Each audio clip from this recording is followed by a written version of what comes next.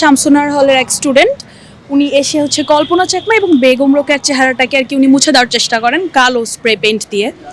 তো এটা নিয়ে পরে শিক্ষার্থী সংসদে বেশ তোলপাড় হয়। উনি আসলে একটা ইস্যু দেখান যে ওনার নাকি নামাজ পড়তে সমস্যা হচ্ছিল।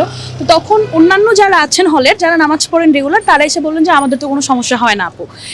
তো তখন আর কি উনি আবার আরেকটা কথা নিয়ে আসেন, বলেন যে আমার এই চেহারাগুলো ইরিটেটিং লাগে বলে আমি এসে মুছে দিচ্ছি। এখন ব্যাপারটা তো আসলে এত সিম্পল না, ব্যাপারটা হচ্ছে একটা ন্যারেটিভ মুছে ফেলার চেষ্টা। কল্পনা চাকমা অথবা বেগম রোকেয়াকে আপনি যখন মুছতেছেন তখন আপনি একটা ন্যারেটিভকে মোছা শুরু করতেছেন, একদম প্রথম ধাপ, একদম বেসিক জায়গা।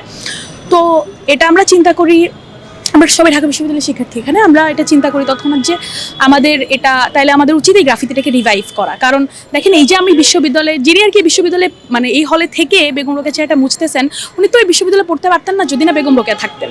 আমরা যারাই মানে নারী শিক্ষার্থী আছি, আমরা কখনোই বিশ্ববিদ্যালয়ের মতো একটা জায়গায় আসতেই পারতাম না যদি না বেগম রোকেয়া ওই সময়টাতে আমাদের হয়ে সংগ্রামটা করতেন। তো আমরা মনে করছি যে এটা আর কি যত দ্রুত সম্ভব জিনিসটাকে রিভাইভ করা দরকার। ন্যারেটিভ মুছে ফেলার যে এই চেষ্টাগুলোর বিরুদ্ধে আমাদের দাঁড়ানো উচিত। এই জন্য আর কি আজকে আমরা এসে গ্রাফিতিগুলোকে ঠিক করার চেষ্টা করতেছি। অভ্যুত্থানে নারীদের যেই অংশগ্রহণ ছিল সেটা তো এখন কোনোভাবেই দেখা যাচ্ছে না। আপনি দেখেন, এই যে সমন্বয়কদের থেকে যে উপদেষ্টা মণ্ডলী হইল, এখানে কোনো নারীর অংশগ্রহণ আছে? নাই তো। এখানে নারীদের যেই অবদান বা নারীদের যে অংশগ্রহণ, এগুলো কোনোভাবেই ওইভাবে সামনে আসে না। কারণ আমরা বলি যে পিছিয়ে থাকা জনগোষ্ঠী, আসলে এটা হবে পিছিয়ে রাখা জনগোষ্ঠী, যেটার মধ্যে নারীরাও পড়ে। নারীদেরকে এভাবেই পিছিয়ে রাখা হয় এবং এটাই আর কি সেই রাজনীতি। কেউ এত সাহস করে না যে হল থেকে ছাত্রলীগ উচ্ছেদ করবে, যেটা প্রথম মেয়েদের হলে হয়। মেয়েরা হল থেকে ছাত্রলীগ বের করে, তারপরেই সব ছেলেরা এসে কিন্তু বের করে।